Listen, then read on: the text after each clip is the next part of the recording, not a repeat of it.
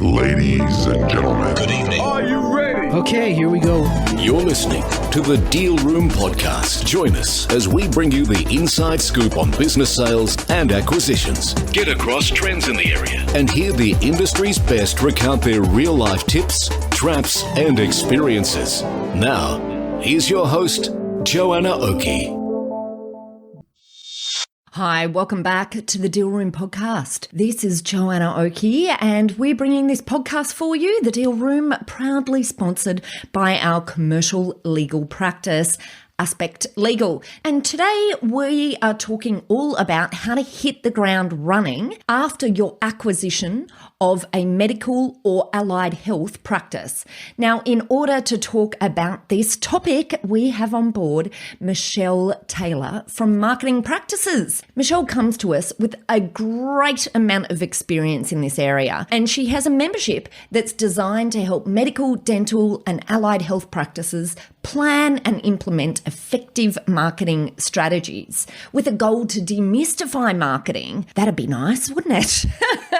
Remove the overwhelm and empower practice owners and practice managers to effectively attract and retain patients. And of course, this is extremely important when we're looking at how it is that we can maximize the value of a medical or allied health practice that we've purchased. So without further ado, here we go with our discussion with Michelle. Michelle, welcome to the Deal Room Podcast. Thank you. Thanks for having me. I'm so excited to be here. It's fabulous to have you on the show. It's fabulous to have you on the show. Talking today all about the marketing plans post-completion in acquisitions for medical and allied health practices. So maybe, Michelle, maybe you can give us a quick rundown first of why we're talking about this subject. Why do you think this is something that's even a thing? What's the issue? Yeah, look, it's a really important topic to cover off, particularly when you're thinking about acquisition. And the reason is because often your mind and your time is all focused on the legal stuff and the financing and all of those kind of things that you need to tie up really quickly. But obviously, when you purchase, you want to be hitting the ground running in terms of producing as much revenue from that new acquisition as you can. And the biggest issue that I see all the time is that new practice owners end up getting a bit squished in that timing. And there's not enough time to be able to go through the full process of developing the marketing strategy. And that can lead to some issues in the future. Such a good point, because in the acquisition process, everyone, I think this is one of the things that buyers and sellers as well don't fully understand until they're in a deal, in a transaction, just how much time and attention it can sometimes take. But you're absolutely right, that idea of, well, what happens after that day of completion? How does this now become, how do we make our dreams into reality in terms of, the ideas that we had for this practice when we purchased it? And, obviously, how is it that we make sure we're going to make it a rip-roaring success relies on things like marketing. How are we going to make sure we've got people coming through? Even that communication piece, how do we communicate, change of ownership? So one of the first things maybe we should talk about is branding. Should we change the branding? And I ask this not just because this is a topic we're talking about today, so that makes sense, but also because there's sort of this, there's two schools of thoughts on acquisitions. One is when you buy a business, you get in there and you've got the enthusiasm, so make it your own, turn it into that dream as quickly as possible so you can really get running. But there is another school of thought, and the other school of thought is don't make changes too soon. Get in there, sit with what's there, and then after you've had the time to sit and allow, allow yourself to be able to see how everything operates, then start to slowly make changes. So what's your thoughts in terms of branding in that sort of dichotomy, the two ways of viewing things? Do you think there's an absolute answer, or how is it that an acquirer knows which way to go from a branding perspective? Yeah, and look, there is no cookie cutter approach for this. So you can't really say one way or another. And I know that's a really annoying answer, but what I'll do is... I was going to say that. I wasn't going to say that, Michelle. But what I'll do is go through the reasons why you would keep a name and the reasons why you might want to change a name. So the reasons why you'd want to keep it, there is a lot of brand equity in whatever that name is. So you would need to do your research and you would need to find out what the reputation of the practice is like. And a great way of finding that out is to go in some local Facebook groups. And I can tell you that in these local Facebook groups, people often ask for recommendations. I need to see a new medical practice, or I want to see a new dentist, or I want to see, does anyone recommend a great physio? Whatever it is, go in and search these groups, because what you will find is some excellent research and comments about the practice that you're acquiring, and you can get a good feel for what the community thinks about that practice. So if you're in a situation where, there is great brand equity and the practice, I've got a practice within the program, they've been in the same location for over 60 years. So we don't want to change that. This practice has been part of the community for such a long time. So, when the new owners kind of took over that, they stayed, kept the same brand name, and they stayed with it. And yes, they evolved carefully over time rather than, doing it in one hit. And the other thing to consider is if you want to keep the practice name, what's the situation with the practitioners who are selling, and are they staying in the practice for a little bit of time? And if you want to keep that kind of consistency and you're buying a really vibrant practice that you want to maintain that, then absolutely it's a good idea to keep that practice, keep the brand name and all the assets, and just slowly do an evolution if you want to, refresh and update things. What I found is that there are two trains of thoughts here. Some patients and consumers don't like change. It's just a natural thing that they've kind of got used to. They like what their existing practice is, and they don't really like to change things. Yes. So you want to make sure that if you're purchasing a practice where there's a lot of people that, have a strong emotional attachment to that practice, don't change things too much. Evolve it over time in a very considered way. So that's one train of thought. Now, the other train of thought is, you want to go in and you want to relaunch this practice and, launch it with a bang. And this would be a situation where that, community sentiment, the reputation of the practice, may be something where you would want to kind of, refresh it and update reasonably quickly. And again, I'm working with another practice who had bought her second practice. So she'd already run a really successful practice. She bought a second practice and, didn't realize that the reputation was a little bit, I think the outgoing owner let it go a little bit, and that was reflective in the way people within the community thought about that practice. So in that situation, you want to do a big launch and you want to do a big brand change so that you can almost remove the sentiment of the past and make sure people within the community know that you've changed and everything's fresh and new, and you've got this renewed enthusiasm, which is a great thing sometimes. Sometimes in restaurants, for example, you see things that says under new management, and you're like, excellent, let's go and try that out and see what they've done to it. And the same is true for this as well. So it's really important to assess it on your individual situation. And also, if this acquisition isn't your first acquisition, or in the future you're expecting to potentially purchase more practices, do you want it to be under an umbrella brand that you can run across every practice? And if so, then, you do need to make that change in regards to the practice name and the branding. Yeah, and I guess this is where I just can't help to come in with some of the legal elements here, because of course, it becomes really important when you're thinking about branding to ensure that if you're moving into a new brand, that you've done all of the legal checks, that you're choosing a brand that's capable of protection into the future. If you're looking at expansion in the future, you're ensuring absolutely that you've got trademark protection. Michelle, you and I are going to have a webinar all about these types of what's the word? Pause. Type of issues. Thank you.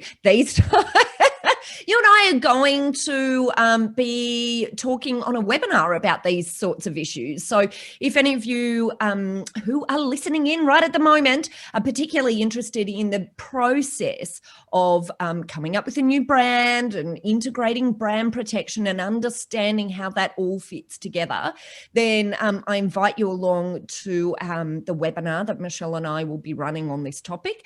And you'll find the details in the show notes. And if it so happens that you're watching this or listening to this podcast into the future, past the date that we've actually run that, then I'm sure we'll have reruns available for you as well.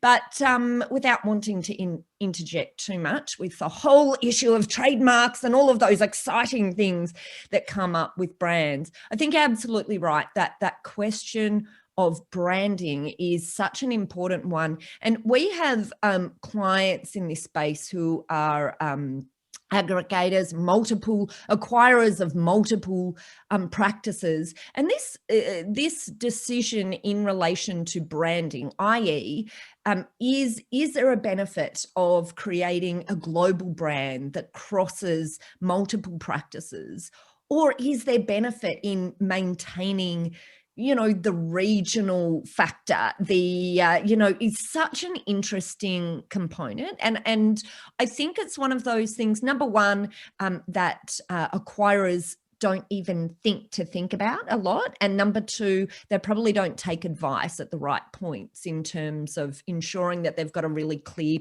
plan moving forward. So I think I know the answer to this, but I'm going to ask you anyway, Michelle, when is the right time to start thinking about this? The moment that you are thinking about purchasing a practice. Yeah. It's begin with the end in mind, isn't it? Don't you think? It's begin with the end of mind. And, with developing a marketing strategy, people often get caught up in the detail of a marketing plan. And a marketing strategy and a marketing plan are two separate processes. Okay, talk us through that. Absolutely. So your marketing strategy is, generally speaking, something that you really only need to do once every 3 to 5 years, depending on how your business is evolving. If your practice is taking on, a whole new service and doing something really different, then you'd need to come back and revisit that. But generally speaking, a marketing strategy is what you do every 3 to 5 years. And within that marketing strategy, we define, what do you stand for? What's your why? Why are you doing this? What kind of patients do you want to attract? We take a long time in developing the ideal patient avatar, that single perfect patient that if you could clone them a couple of 100 times, you would be a very happy practice owner. And going through that process, and the reason why we spend a lot of time doing that is because when you understand who you want to serve, it is so much easier to develop the rest of your marketing plan, which is all the activities, your kind of 12-month calendar of all the things that you're going to do. It's so much easier to figure out what you're going to do based on who your ideal patient avatar is in your marketing strategy. So how does this, talking about this, you know, obviously from the perspective of acquisition, is this a decision that you make in relation to the type of practice that you're acquiring, or is it, or should you base the type of practice you're acquiring on the answers to some of these questions? I mean, in reality, sometimes practices that are being acquired are on the basis of what's actually on the market at the moment. So you're a little bit limited, you know, in relation to having a particularly defined criteria, I guess, particularly if you're looking in a particular, that was a lot of particulars, wasn't it? Geographic location. But, you know, do you recommend that acquisitions be made with a particular focus on whether the patient's database matches where it is that you're, that, you know, where you see your core interest, specialisation, or is this something that you do once you've found your target? Yeah, look, I think knowing the type of practice that you want, knowing the brand personality that you want your practice to be, and knowing what services that you want to provide needs to be done up front. And once you do that, you can then kind of, I guess, match your criteria that's in your marketing strategy to, you know, what might be available on the market. Obviously, you know, it wouldn't make good business sense for you to, unless the location of what you're buying into is the most important thing in this situation. But it wouldn't make a lot of sense to acquire a practice with a database of a couple of thousand people if they're not, you know, reasonably closely aligned to who your ideal patient is that you've defined in your marketing strategy. Because, you know, as a part of that acquisition process, you're kind of acquiring the patients as well, or the patient database. So you're going to give yourself a big head start if you're buying a practice who has, you know, a reasonable number of patients in there that are your ideal patient avatar. So it's one of those things that you kind of need to do the work up front to understand what you're looking for, and helping you do that is it's critical in making those decisions. I think it's such a good point. It's really interesting. It's making me reflect as we speak. So there you go. It's such a good point. But we, when we talk to acquirers, we talk about acquisition in the terms of understanding where is the underlying value of what you're buying. So what ultimately do you think you're buying in terms of value? Which seems like an obvious question, but do you know what? It's so not at the end of the day. And where I think what you're talking about at the moment fits so well with that way of viewing things, that you're sort of coming in and rather than saying, well, I'm after any old, you know, medical or allied health practice, I'm actually after something that fits the criteria of the value I'm looking for, which may not be any old client patient database. It may be a particular type of patient database, because of course the alternative is that you can just go out and start a practice yourself. So that's why you have to be really, I think, clear in understanding what it is that is the value in what you're acquiring. And sometimes it just really is the access to the location or the premises. Sometimes it's the staff and the team that is the primary,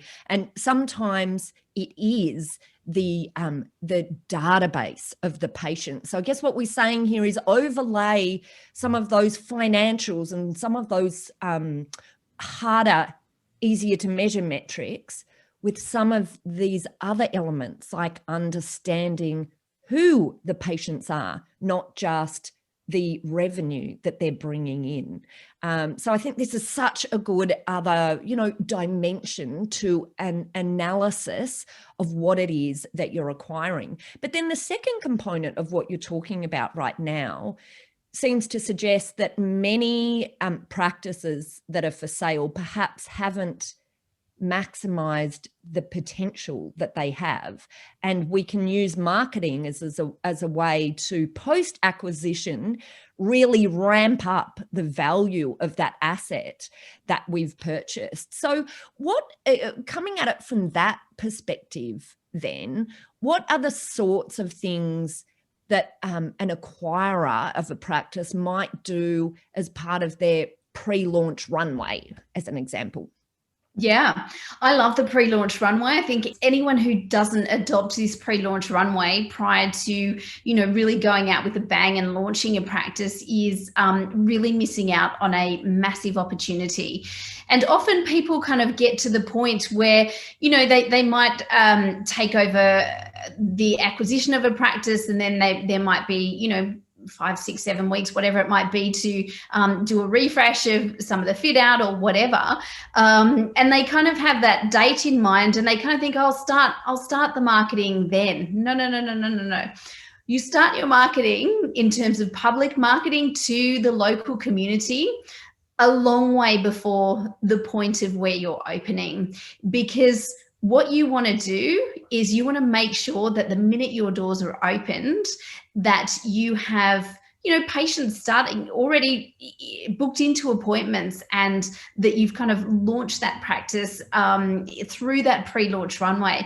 So the pre-launch runway, it's a little bit like an airplane taking off, right? So the runway is the bit where we gather momentum, we build anticipation, we create curiosity about what is going to be the situation within that practice when you're officially kind of the owner and when you're opening it. So what I'd love to do is bring the local community into the journey of the process, where you might be getting the keys for the first time, and you take a cute little video showing that you've got your keys and you're ready to start, and help people understand the process of you coming into the practice. Marketing has changed, and it's changed significantly. So in the past, we used to talk about, mass marketing, and we'd get the message out there to as many people and almost hope that something sticks. But nowadays, we are into mass personalization and relationship marketing. Mass personalization, I love it. That's right. And thanks to digital marketing, you can very easily do this and build relationships. And if you're a practice owner, I'm not talking about kind of personal relationships in that level that kind of breaches any patient client relationships. What I'm talking about is helping people get to know you as a person, in terms of how much information that you want to disclose to them about you and your life and your hobbies and those types of things. Because at the end of the day, it doesn't matter what brand logo is on the front of your practice. What matters is the relationship that the patient builds up with the practitioners and the whole team, because that's where the loyalty is going to come from. People aren't loyal to, brands per se.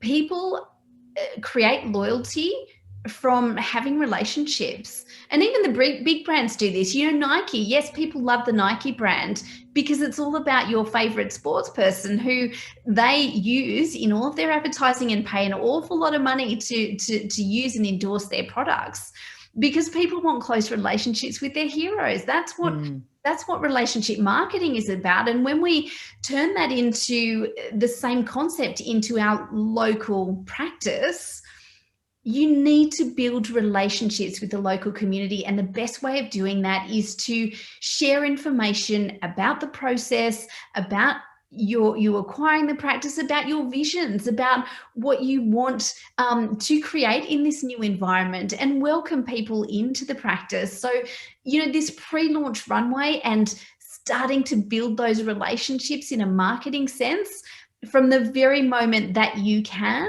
during that practice acquisition process is vital, absolutely vital. I know a medical practice who they actually opened up from scratch, and they had a full appointment booked for their first day of opening, bar 4 appointments, because they worked on their pre-launch runway. Love it. Absolutely love it. Well, look, Michelle, you've shared with us some really useful tips, some other, I guess, dimensions of this whole, what we're looking for when we're acquiring a practice, and how it is that we look at our transition and integration, our post-completion runway, to make sure we're making the most of the opportunity, of the asset that we've purchased. Is there anything that you feel we've missed in this discussion? Any last parting tips for our audience in this area? Yeah, a couple of things. First of all, don't underestimate the value of doing a launch within your local community. Really important stuff, because in marketing, when you're launching anything, you're going to there is a product adoption or a service adoption life cycle that happens. There are your innovators, there are your early adopters, there's your early majority, your late majority, and your laggards. And we can label people like this. So your innovators are going to get in there because they want to try something new. They want to see what it's all about. They want to experience it and be the first. They love being the first. And there's a small percentage of people that do that. And your pre-launch runway is really gearing up to market to those innovators, to get them to come in, because those innovators, very small portion of the people, are the ones that actually go and tell the others, the early adopters and the early majority and the late majority, who are the bulk of the population that are potentially coming into your practice.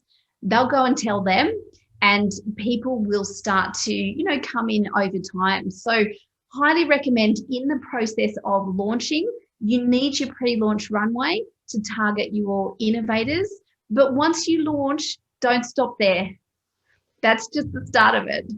You have to keep going, because you still need the big percentage of the population who, might like to wait for other people to try things before they give it a go, and before they, see someone else has mentioned it on a Facebook group, for example, that it was a great experience and you should go there and all that kind of stuff. They're looking for other people's endorsements to do that.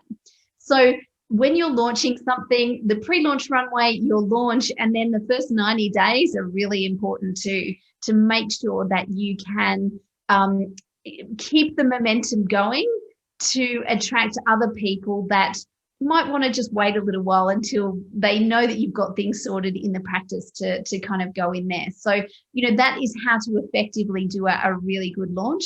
And look, marketing is like fitness. I always say this. It's like fitness, because you just need to work at it consistently. It's never going to be finished. It's never going to be over. You need to keep working at it consistently. And the consistent approach really is the key to marketing. That's kind of the secret sauce. If you're continually building relationships, continually putting yourself out there, being present and visible, you will attract people into your world, the right people who are your ideal patient avatar. And that's where the magic happens when it comes to marketing. Well, that is fabulous, Michelle. I just want to say a massive thank you for coming on to the Deal Room podcast. Now, tell us, how can our listeners find you if they're interested in finding out more about how they set themselves up for success post-acquisition, if they really want to hit the ground running with their marketing plan? Yeah, absolutely. So I can help with the marketing strategy and the marketing plan, and implementation as well. So you can find me at just info@marketingpractices.com.au, or come to my website. It's marketingpractices.com.au, or I'm on Facebook there. I hang out a lot, and on LinkedIn as well. So yeah, you can find me in any of those places. Absolutely fabulous. And of course, as always, if you're running along the beach right at this moment, well, good on you, because we just talked about how important it is to keep on that fitness trail as well as marketing or driving to work or whatever, assuming you can't write down the details for contacting Michelle right now. Don't worry about it. We've got it in the show notes. We've got you covered. So just head over to our show notes and we'll link straight through to Michelle and those contact details she just shared with us. Well, Michelle, I just want to say a huge thank you for coming on the show today. And just a reminder for everyone who is listening in, if you want to find out more about branding and brand protection for new and existing practices, so this is particularly relevant if you're acquiring a practice and are looking at rebranding, or even if you're looking at opening some new greenfield sites and you're interested in looking at the branding and the brand protection side, then Michelle and I will be investigating that thoroughly on a webinar to come up in January, and you'll find those details as well on the registration page in the show notes. Michelle, thank you. I'm excited to do it all again on a webinar very soon for our listeners. But until then, a massive thank you for coming onto the Deal Room podcast today. You're welcome. Thanks for having me. I'm so excited too. It should be a great session. It will be. It'll be fabulous. I'm pumped. Thanks, Michelle. Well, that's it for this episode of the Deal Room podcast, of course, where we're talking all about your plan for marketing post-completion as an acquirer of medical or allied health practices. If you'd like more information about this topic, then head over to our website at thedealroompodcast.com, where you'll be able to download a transcript of this episode if you want to read it in fine detail. And of course, at our website, you'll also be able to find out how to, number one, link through to Michelle Tayler. Number two, go and register yourself for the branding and brand protection webinar that Michelle and I will be running in January, or if you miss it, you'll be able to also register to get a copy of that recording. And number three, where you'll also be able to find details of our lawyers at Aspect Legal if you would like the assistance of our legal team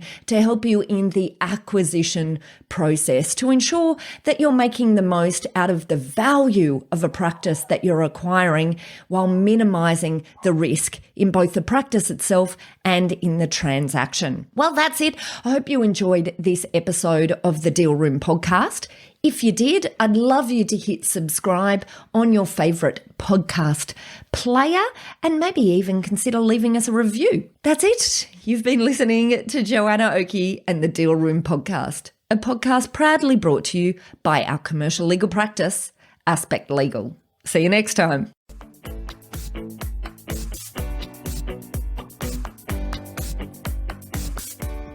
Aspect Legal has a number of great services that help businesses prepare for a sale or acquisition, to help them prepare in advance and to get transaction ready.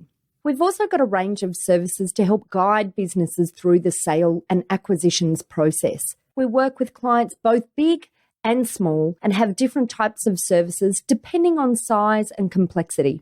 We provide a free consultation to discuss your proposed sale or acquisition. So see our show notes on how to book a time to speak with us, or head over to our website at aspectlegal.com.au. Ladies and gentlemen. That will conclude this evening's entertainment. Thanks for listening to the Deal Room podcast. To find out more about this episode and other episodes in the series, check out the show notes or head over to our website at thedealroompodcast.com.au.